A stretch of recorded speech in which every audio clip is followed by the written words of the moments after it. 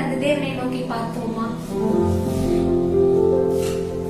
தேவனே, நீர் எத்தனை இன்பமானவர் ஆண்டவரே. 13 நாட்கள் ஆண்டவரே இந்த ஜெபத்தை முடித்து இதோ இந்த 14ஆம் நாள் மீண்டுமாய் உம்மை நோக்கி பார்க்கிற இந்த கிருபையை நீர் எங்களுக்கு கொடுத்த தயவுக்காக நாங்கள் நன்றிகளை செலுத்துகிறோம் ஆண்டவரே. இந்த நாளிலே கூட ஆண்டவரே நீர் மகிமைப்படுவீராக ராஜா. ஆண்டவரே, நாங்கள் ஒன்றுமில்லை, எங்களுடைய தாளந்துகள் ஒன்றுமல்ல, நாங்கள் செய்கிற காரியங்கள் ஒன்றுமில்லை, இதையெல்லாம் நீர் எங்களுக்கு கிருபையாய் கொடுத்திருக்கிறபடியினால ஆண்டவரே உம்மை போல ஒரு தெய்வத்தை நாங்கள் பார்க்க முடியாது. ஸ்தோத்திரம் ஆண்டவரே. உம்மை நோக்கி பார்க்கும் போது ஆண்டவரே நாங்களும் வெட்கப்பட்டு போவதில்லை ராஜா. மட்டும் நான் எங்களை நிலைநிறுத்திருக்கிற தயவுக்காக நாங்கள் ஸ்தோத்திரங்களை எடுக்கிறோம். நீங்க பெருகவும் நாங்கள் சிறுவும் எங்களை ஒப்புக்கொள்கிறோம். இயேசுவின் நாமத்தில் பிதாவே, ஆமென். உம்மை போல யாருண்டு நன்மை செய்ய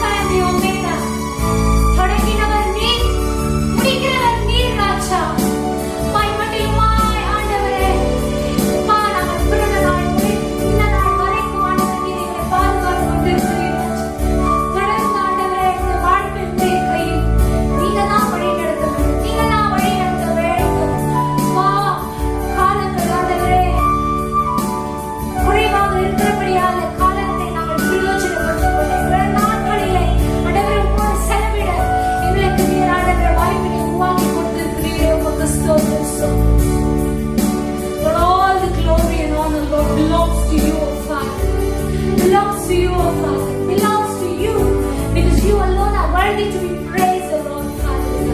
எல்லாவற்றையும் நீங்க பொறுப்பெடுத்துக்கொள்ளுங்க. பாதத்தில் ஒப்பு கொடுத்து நீங்க பொறுப்பெடுத்துக் கொண்டு ஆண்டவருடைய நாமத்தை மகிமைப்படுத்திக் கொள்ளுங்க. இயேசுவின் நாமத்தில் பிதாவே. ஆமென். தேவனுடைய மகத்துவம் உள்ள நாமத்திற்கு ஸ்தோத்திரம் உண்டாவதாக. 119 சங்கீதம் 25 முதல் 32 வரைக்கும் உள்ள வாக்கியங்கள். என் ஆத்துமா மண்ணோடு ஒட்டி கொண்டிருக்கிறது, உமது வசனத்தின்படி என்னை உயிர்ப்பியும். என் வழிகளை நான் உமக்கு விவரித்து காட்டின போது எனக்கு செவி கொடுத்தீர். உமது பிரமாணங்களை எனக்கு போதியும், உமது கட்டளைகளின் வழியை எனக்கு உணர்த்தியருளும். அப்பொழுது உமது அதிசயங்களை தியானிப்பேன். சஞ்சலத்தால் என் ஆத்துமா கரைந்து போகிறது, உமது வசனத்தின்படி என்னை எடுத்து நிறுத்தும். பொய் வழியை என்னை விட்டு விலக்கி உம்முடைய வேதத்தை எனக்கு அருள் செய்யும். மெய் வழியை நான் தெரிந்து கொண்டு உம்முடைய நியாயங்களை எனக்கு முன்பாக நிறுத்தினேன். உமது சாட்சிகளின் மேல் பற்றுதலாய் இருக்கிறேன். கர்த்தாவே, என்னை வெட்கத்துக்குட்பட பண்ணாதேயும். நீரின் இருதயத்தை விசாலமாக்கும் போது நான் உமது கற்பனைகளின் வழியாக ஓடுவேன். இந்த 14ஆம் தேதி 14ஆம் நாள் 50 நாள் செபிக்க உணர்வு கொடுத்த ஆண்டவர் 13 நாட்கள் தயவாய் நடத்தி கொண்டிருக்கிறார். இந்த நாளுக்காகவும் நன்றி சொல்லுகிறோம். கர்த்தரை ஆராதிக்க அவர் கொடுத்த கிருபைக்காக நன்றி. இப்போதும் ஒரு ஜபத்தை நாம் ஏறெடுப்போம். அவர் ஜபத்தை கேட்கிறவர். ஒரு நாளும் ஜபம் தள்ளப்படுவதில்லை. உலக நாடுகளின் ரட்சிப்புக்காக, இந்தியாவின் ரட்சிப்புக்காக, பாதுகாப்புக்காக, ஆளுகை செய்கிறவர்கள் அதிகாரிகளுக்காக, ஜனங்களின் பாவங்கள் சாபங்கள் ஒழிந்து போக, தெய்வீக நம்பிக்கை அனைவருக்கும் வரும்படி, பாதிக்கப்பட்ட மக்கள் அவருடைய நிலைமைகள் மாறி, வெள்ளம், தீ விபத்துக்கள், நிலச்சரிவு, இதனால் ஏற்பட்ட சூழ்நிலைகள் அகன்று போக, கொள்ளை நோயால் பாதிக்கப்பட்ட மக்கள், இப்படி ஒரு குறிப்புகளுக்காக நாம் செபிக்க போகிறோம். என்னோடு சேர்ந்து நீங்களும் ஜெபம் பண்ணுங்க. கண்டிப்பா நாம ஜெபம் பண்ணணும். ஜெபமே செய்யும். ஜெபத்தினால வல்லமை உண்டு, ஜெபத்தினால விடுதலை உண்டு. பரிசுத்த ஆவியானவரே, எங்களோடு விண்ணப்பம் பண்ணுகிறவரே ஸ்தோத்திரம்.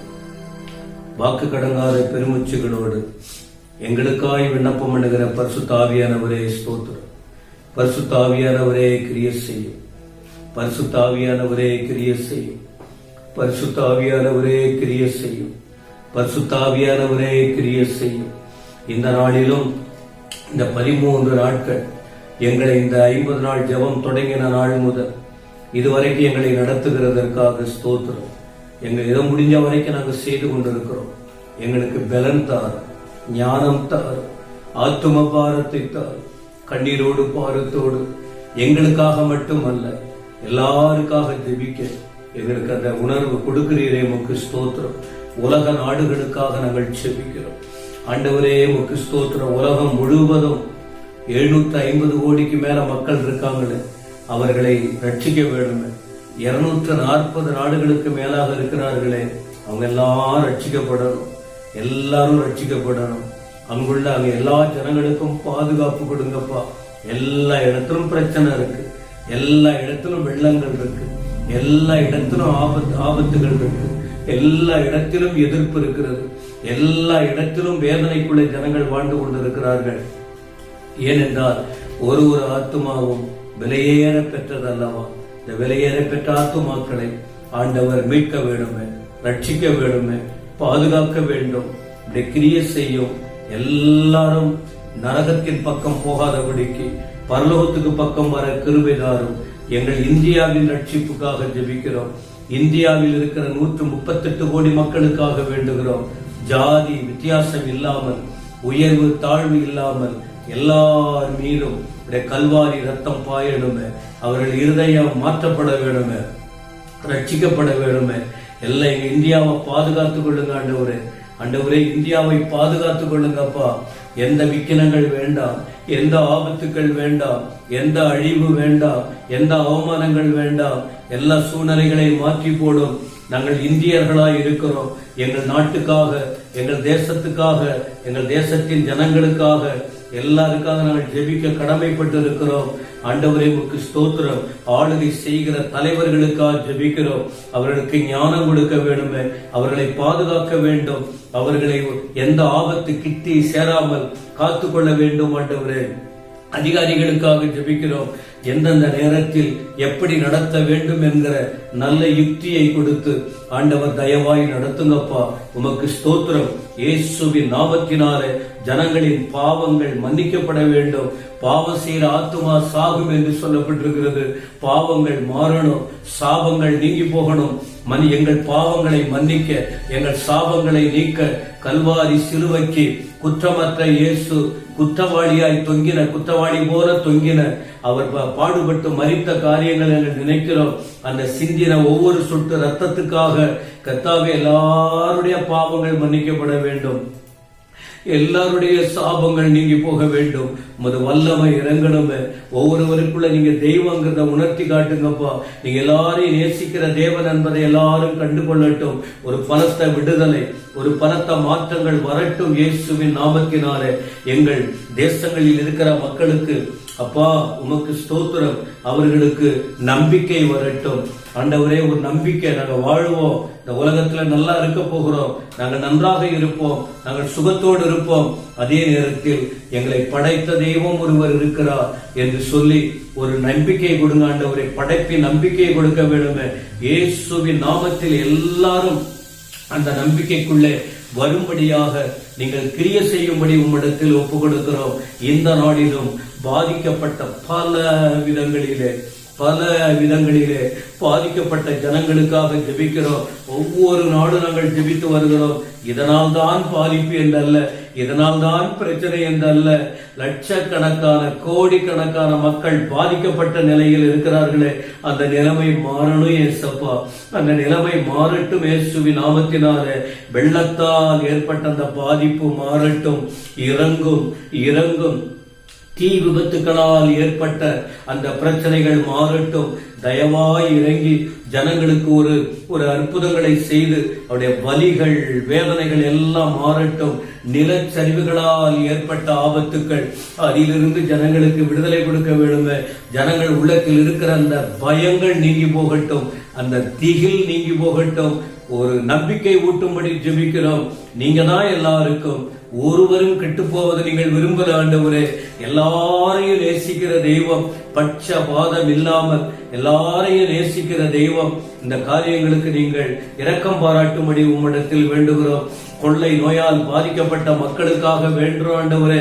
நாளுக்கு நாள் அதிகரித்து கொண்டிருக்கிறார்களே, 7 லட்சத்துக்கு மேலே இறந்திருக்காங்கப்பா. ஆண்டவரே உமக்கு ஸ்தோத்திரம். 2 கோடிக்கு மேல ஏறக்குறைய பாதிக்கப்பட்டிருக்காங்க ஆண்டவரே.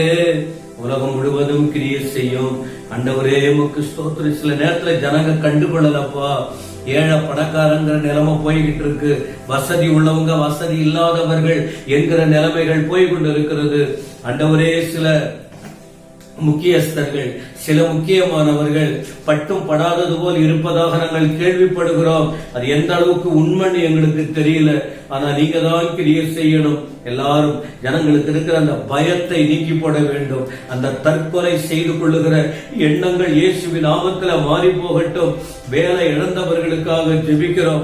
வாழ்வாதாரம் பாதிக்கப்பட்டவர்களுக்காக ஜெபிக்கிறோம் ஆண்டவரே. இந்த கொள்ளை நோய் நிமித்தம் ஆண்டவரே கொள்ளை அடிக்கிறவர்கள் இருக்கிறார்கள் அப்பா. இந்த கொள்ளை நோயை காரணம் காட்டி கொள்ளை அடிக்கிற மக்கள் இருக்கிறார்கள் என்று சொல்றாங்க.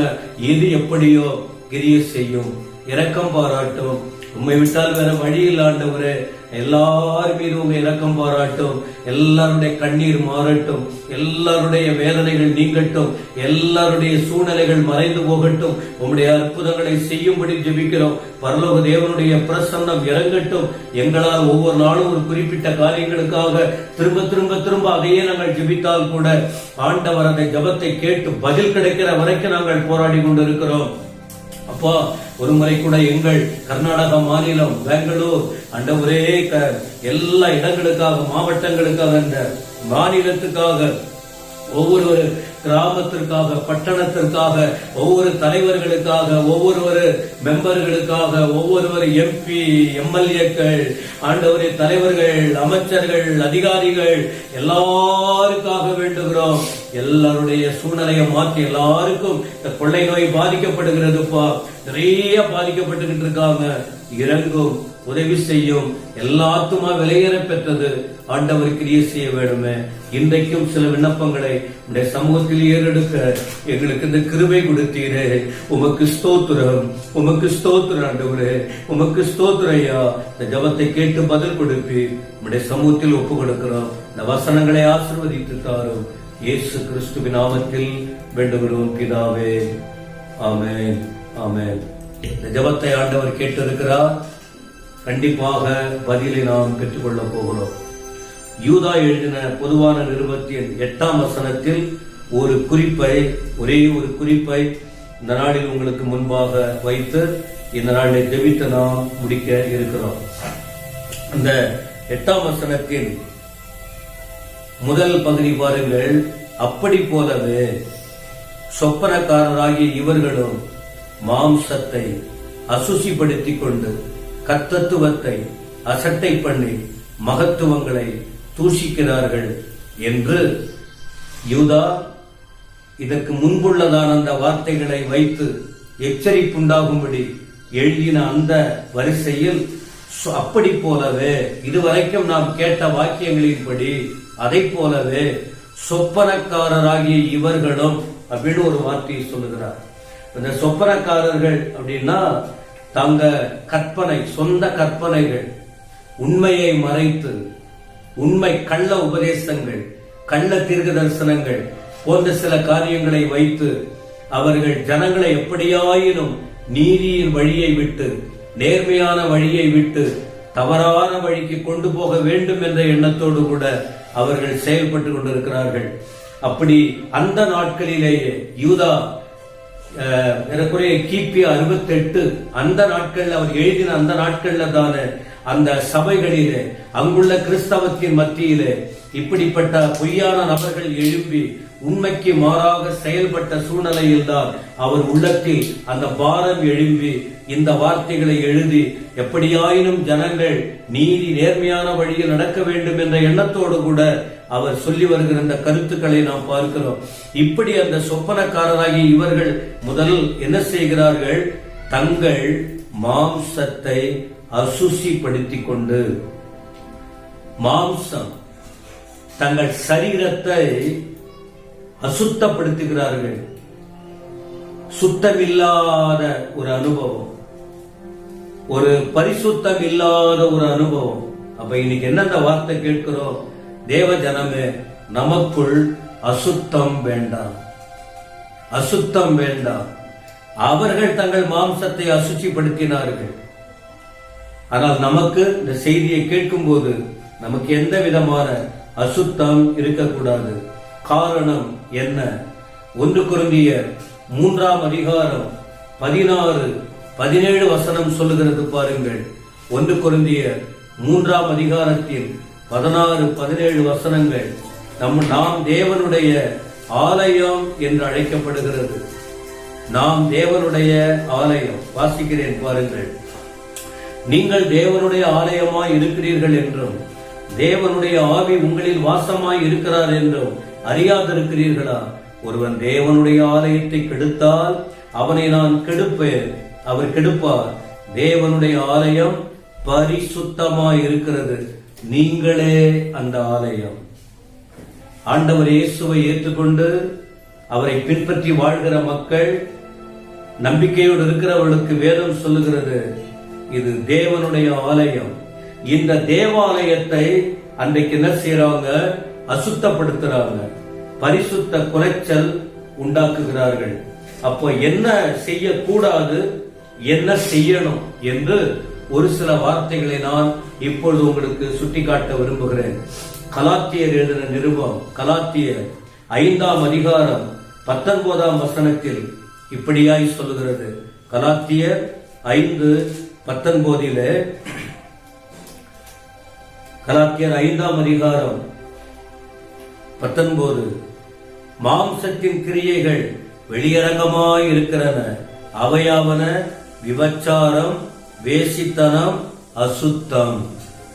இந்த ஒரு மனுஷனுக்குள் இருக்கிற பாவங்கள், அசுத்தம் ஒட்டியுள்ள பாவங்கள், இந்த பாவ வரிசையில் ஒரு மனுஷனுக்குள்ள இருந்து செயல்படுகிற, இந்த சரீரத்தை கெடுக்கிற, இந்த வாழ்க்கையை கெடுக்கிற அந்த பாவத்தின் பட்டியல் இங்கே அப்போஸ்தலனாகிய பவுல் கலாத்திய சபைக்கு குறிப்பிடும் போது ஏறக்குறைய ஒரு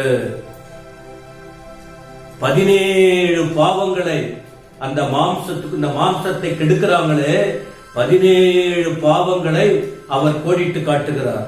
அப்படி கோடிட்டு காட்டும் போது அதிலே ஒன்றுதான் அசுத்தம். அப்ப என்ன, தீட்டுப்படாதபடிக்கு இந்த சரீரத்தை பாதுகாத்துக் கொள்ள வேண்டும். ஏன், இந்த சரீரம் ஆண்டவருடைய ஆலயம் என்று பார்த்தோம். 2 கொரிந்தியர் 6ஆம் அதிகாரம் 17ஆம் வசனத்தில் 2 கொரிந்தியர் 6ஆம் அதிகாரம் 17ஆம் வசனம் பாருங்கள். ஆனபடியால் நீங்கள் அவர்கள் நடுவில் இருந்து புறப்பட்டு பிரிந்து போய், ஆனபடியால் நீங்கள் அவர்கள் நடுவில் இருந்து புறப்பட்டு பிரிந்து போய் அசுத்தமானதை தொடாதிருங்கள் என்று கர்த்தர் சொல்லுகிறார். கர்த்தர் சொல்லுகிறார், அசுத்தம் வேண்டாம். தேவ ஜனமே, உங்களுக்குள்ளே நமக்குள்ளே அசுத்தம் வேண்டாம். இந்த அசுத்தத்தை தொடக்கூடாது. அதை விட்டு நீங்கள் பிரிந்து போகணும். தொடாதீங்க. தெரியாதவங்க செய்வாங்க அந்த காரியத்தை. ஆண்டவரை அறிந்து கொண்ட நீங்க, சத்தியம் அறிந்து கொண்டவர்கள், நீங்கள் அதை இந்த அசுத்தங்களை தொட்டு உங்கள் சரீரங்களை கெடுத்துக் கொள்ளக் கூடாது என்று அவர் சொல்லுகிற வார்த்தை பாருங்கள். 1 கொரிந்தியர் 7ஆம் அதிகாரத்தின் முதல் வசனம் படித்து பாருங்கள். 1 கொரிந்தியர்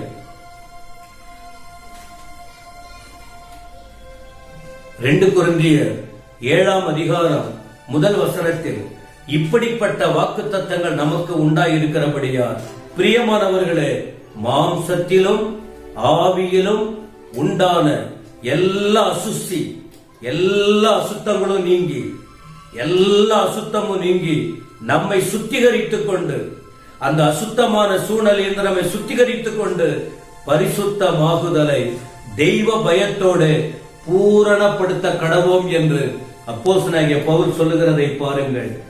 நாம் குறைபட்டவர்களாகவே கடைசி வரைக்கும் இருக்கக்கூடாது. ஒரு பூரணப்படுத்தப்பட்ட நிலையில் இருக்க வேண்டும் என்று பவுல் அறிவுரைகளை சொல்லுகிறார். கலாத்தியர் 2ஆம் அதிகாரம் 20ஆம் வசனம் பாருங்கள். கலாத்தியர் 2ஆம் அதிகாரம் 20ஆம் வசனத்தில் அப்போஸ்தலனாகிய பவுல் சொல்லுகிறார், அப்படியானால் இந்த சரீரத்தை நீங்கள் அசுத்தத்துக்கு இடம் கொடுக்காதபடிக்கு சிலுவையில் அறைய வேண்டும். அதாவது உங்கள் வாழ்க்கையை இயேசு கிறிஸ்துவுக்காக ஒப்பு கொடுக்க வேண்டும் என்று அவர் சொல்லுகிறார். பாருங்கள், கிறிஸ்துவுடனே கூட சிலுவையில் அறையப்பட்டு ஆயினும் பிழைத்திருக்கிறேன். இனி நான் அல்ல, கிறிஸ்துவே என்னில் பிழைத்திருக்கிறார்.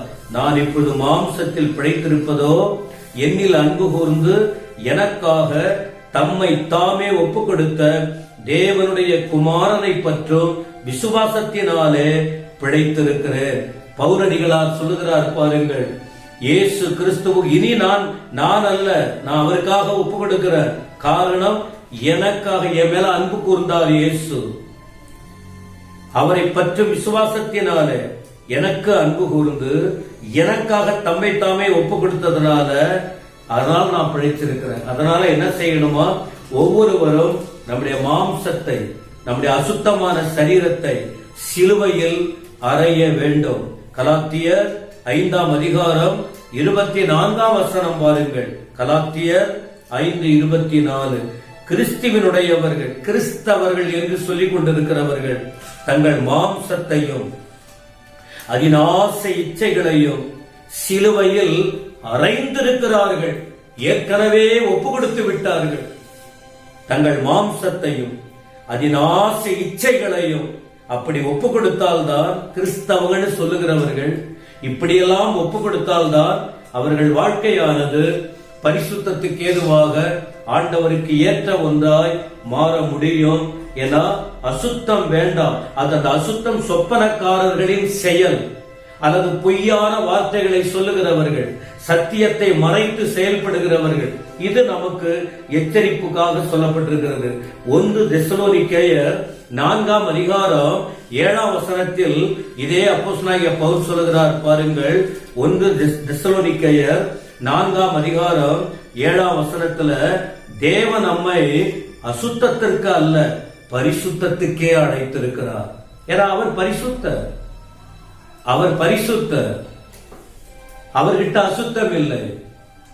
அவர் அசுத்தத்துக்கு நம்ம அழைக்கல, பரிசுத்தத்திற்கு அழைத்திருக்கிறார் என்று அவர் குறிப்பிடுகிற வார்த்தைகளை பாருங்கள் பிரியமானவர்களே. அப்படியானால் நம்ம என்ன செய்யணும்? நாம இப்ப என்ன செய்யணும்? அசுத்தம் நிறைந்த உலகத்தில் வாழ்ந்து கொண்டிருக்கிறோம். கண்டிப்பா நாம் ஒரு தீர்மானத்தை எடுக்க வேண்டும். குறிப்பிடப்பட்ட அந்த வசனங்களை எல்லாம் நீங்கள் மீண்டும் படித்து பாருங்கள். வேதம் எச்சரிக்கிறது, சொப்பனக்காரர்கள், சரியில்லாதவர்கள், உண்மைக்கு மாறாய் பேசுகிறவர்கள். பரவாயில்ல, நம்ம பாவம் பண்ணா பரவாயில்ல, இந்த சரீரத்தின் ஆசை நிறைவேற்ற நம்ம என்ன வேணாலும் பரவாயில்லன்னு சொல்லி அந்த நாட்களிலும் சரி, இப்பவும் அதை போல உபதேசம் பண்ண ஆரம்பிச்சுட்டாங்க. அதனால நீங்க தெளிவா ஜாக்கிரதையா இருந்து உங்களை அசுத்தப்படுத்திக் கொள்ளாதபடிக்கு இருக்கணும்னு சொல்லி இருக்கிறதுனால கடைசியா நான் சொல்லுகிற வார்த்தை என்ன? ரோமர் 12ஆம் அதிகாரம் 1 வசனம் பாருங்கள். அப்படி இருக்க சகோதரரே, நீங்கள் உங்கள் சரீரங்களை பரிசுத்தமும் தேவனுக்கு பிரியமுமான ஜீவ பலியாக ஒப்பு கொடுக்க வேண்டும் என்று தேவனுடைய இரக்கங்களை முன்னிட்டு உங்களை வேண்டிக் கொள்ளுகிறேன். இதுவே நீங்கள் செய்யத்தக்க புத்தியுள்ள ஆராதனை. இதுவே நீங்கள் செய்யத்தக்க புத்தியுள்ள ஆராதனை. வசனங்களை யோசியுங்கள். அசுத்தம் வேண்டாம். நம்முடைய வாழ்க்கையில் ஒரு பரிசுத்தம் தேவை. நம்மை சுத்திகரித்துக் கொள்ள வேண்டும். நமக்கு ஒரு சுத்திகரிப்பு அவசியம். பவுல் நிறைய வசனங்களில் இந்த அசுத்தம் நீங்குவதற்கு என்ன செய்ய வேண்டும் என்கிற வார்த்தைகளை எல்லாம் கோடிட்டு காட்டுகிறார். அவர் பரிசுத்தர். நமக்குள்ள இருக்கிற அசுத்தம் நீங்கி பரிசுத்தமா இருக்கணும்னு விரும்புகிறார். இந்த வார்த்தையை எத்தனை பேர் கேட்கிறீர்கள்? அன்பு சகோதர சகோதரி, இப்ப நாம ஜெபம் பண்ண போறோம். அடுத்த நிமிஷம் நம்ம வாழ்க்கையில என்ன நடக்கும் தெரியாது. இந்த சூழ்நிலையிலே உடைய ஆவி ஆத்துமா சரீரத்தை ஆண்டவருக்கு ஒப்பு கொடுத்து, ஆண்டவரே, அவர்களைப் போல நாங்கள் இருக்க விரும்பல. இந்த சரீரம் உமக்கு சொந்தம். நீங்க தங்கி இருக்கிற ஆலயம். இதை நான் தீட்டாக்க விரும்பல. இதை நான் கெடுத்து போட விரும்பல. இது ஆவியானவர் தங்கி இருக்கிற ஆலயம். நான் இதை காத்துக்கொள்ள விரும்புகிறேன். எனக்கு பலன் தாருன்னு என்னோடு சேர்ந்து நீங்க ஜெபம் பண்ணுவீங்களா?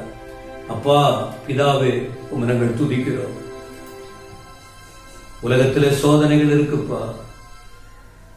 இந்த ராத்திரி வேளையில் எங்களை தாழ்த்தி ஒப்பு கொடுக்கிறோம்.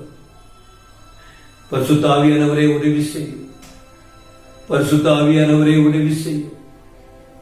உங்க பலன் தான் வேணும். மாம்சத்தினால ஒண்ணும் பண்ண முடியாது. ஆவியனுடைய பலன் தேவை. தொடர்ந்து பேச வேண்டுமே, தெளிவாக்க வேண்டுமே, காத்துக்கொள்ள வேண்டும். இப்படி ஒரு ஐக்கியத்தை எங்கள் கொடுத்ததற்காக ஸ்தோத்திரம். எங்க கடமையை நாங்க செஞ்சுக்கிட்டு இருக்கிறோம். அப்பிரயோஜனமான ஊழியக்காரவங்க ஆண்டவரே, இந்த ஒரு சிறிய காரியத்தை நாங்க செஞ்சுக்கிட்டு இருக்கிறோம்.